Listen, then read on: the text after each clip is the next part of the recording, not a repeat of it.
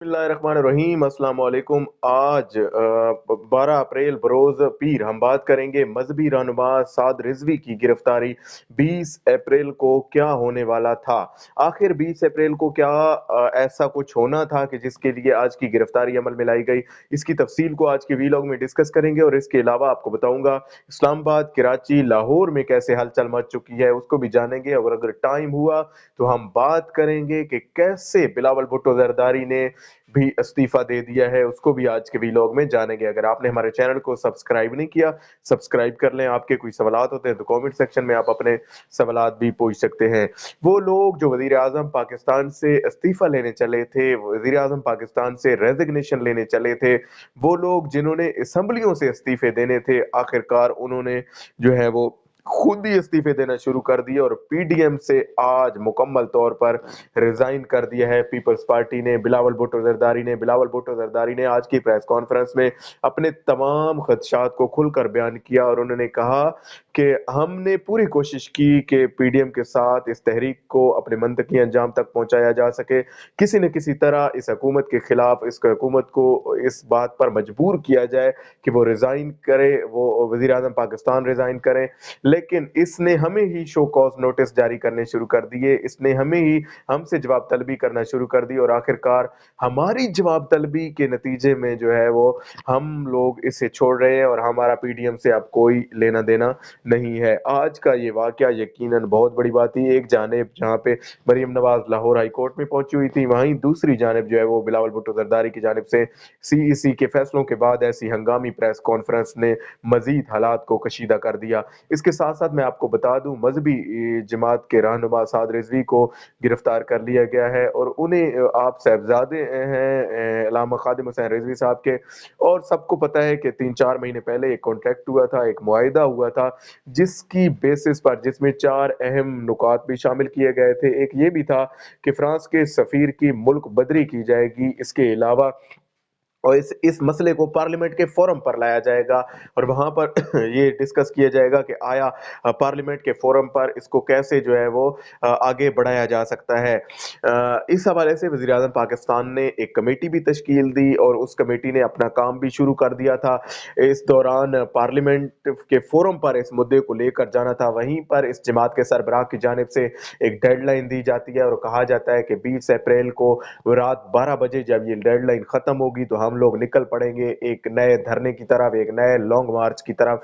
और उसके बाद से हालात इंतहाई कशीदा होना शुरू हो गए। आज जब उन्हें गिरफ्तार किया गया उसके बाद एहतजाज का सिलसिला भी शुरू हुआ मुख्तलिफ शहरों में, इस्लामाबाद में, कराची में और लाहौर में। आज शदीद ट्रैफिक जैम देखने को मिला, मुख्तलिफ चौकों चौराहों पर लोगों ने एहतजाज किया है।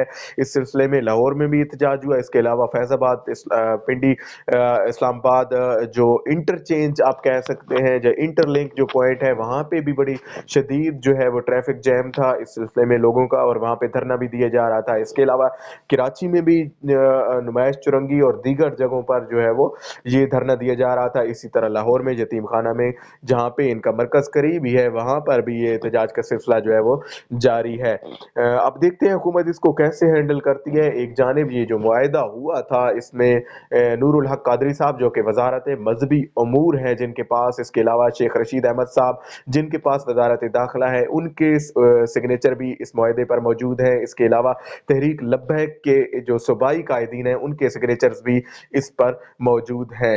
ये इंतहाई हसास मामला है, इस पर मैं तो जब भी बात की है तो यही कहा है कि हम जैसे नाचीज़ों को इस मामलात में बोलना भी नहीं चाहिए कि आखिरकार ये नामूस रसालत इंतहाई हसास मामला है, इसको उलमा ही बेहतर बता सकते हैं और वो लोग जो इनकी जिम्मेदारी है और वो लोग सही गाइड कर सकते हैं, रहनुमाई कर सकते हैं। अब इस सिलसिले में देखिए जो भी अपडेट होगी तो उसको हम जो है वो आप तक पहुंचाते रहेंगे। इसके अलावा मैं आपको बता दूं आज पीडीएम की जानिब से, पीपल्स पार्टी की जानिब से सीईसी की जो मीटिंग थी, सेंट्रल एग्जीक्यूटिव कमेटी, उसमें कुछ अहम फैसले किए गए हैं।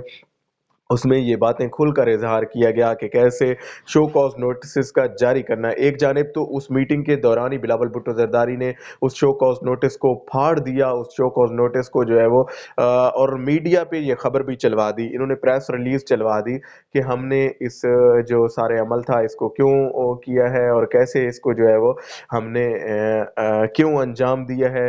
दूसरी जानिब उन्होंने आज प्रेस कॉन्फ्रेंस भी कर दी और इस प्रेस कॉन्फ्रेंस को बड़ी शिद्दत के साथ देखा जा रहा है। ख़ास तौर पर बिलावल भुट्टो ज़रदारी ने जो अपना लबो लहजा था वो इंतहाई सख्त था, वो इंतहाई गुस्से में नज़र आ रहे थे जब उन्होंने ये बातें की और उन्होंने कहा कि किसी भी जमहूरी तहरीक के अंदर ये चीज़ नहीं होती कि उस तहरीक के अंदर उसकी अपनी जमातें जो कि उस बॉडी का हिस्सा होती हैं, उन्हीं को शो कॉज़ नोटिस जो है वो जारी करने शुरू कर दें और उसको ही सारे प्रोसेस से अलहदा किया जाना शुरू कर दिया जाए।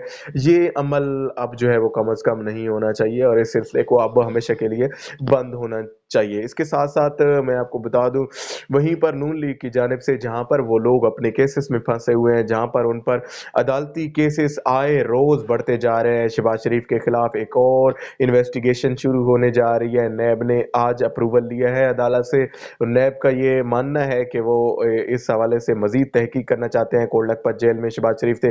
वहीं पर शहबाज शरीफ ने ज़मानत के लिए भी अप्लाई कर रखा है लाहौर हाई कोर्ट से और ये ज़मानत का सिलसिला शुरू तब हुआ जब हमज़ा शहबाज को बेल मिली और उसके बाद मरियम नवाज़ को जब 12 अप्रैल तक आज जब उनकी ज़मानत की डेट थी जिसके लिए अभी तक तो नैब ने नया नोटिस ही जारी नहीं किया।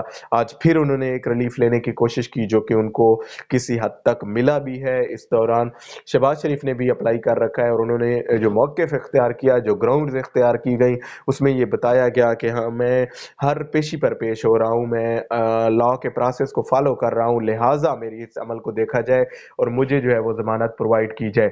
इस सिलसिले में शहबाज शरीफ की जानिब से ऐसा किया जाना यकीनन ये बात ज़ाहिर करता है कि शहबाज शरीफ भी अब कोट लखपत जेल से और उसकी सलाखों से तंग हैं और वो चाहते हैं किसी न किसी तरह अब बाहर आया जाए शहबाज शरीफ और उनको जो है वो इस प्रोसेस से बाहर आ ही जाना चाहिए। अब देखते हैं इस हवाले से लाहौर हाई कोर्ट क्या फैसला करती है, वो तो एक अलहदा इशू है, लेकिन साथ ही साथ जो पीडीएम पाकिस्तान डेमोक्रेटिक मूवमेंट के लिए मुश्किलात खड़ी हो गई हैं।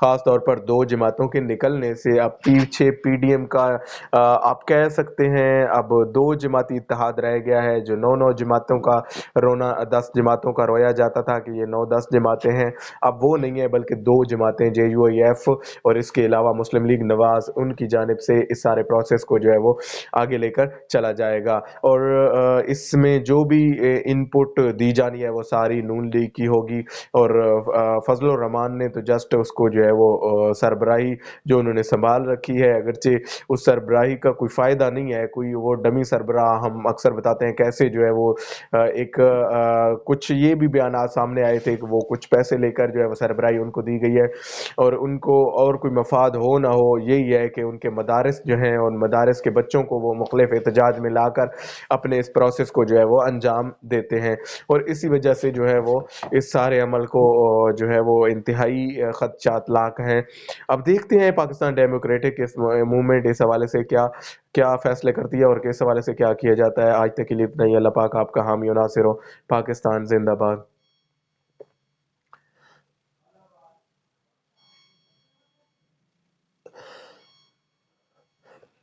बंद नहीं थी।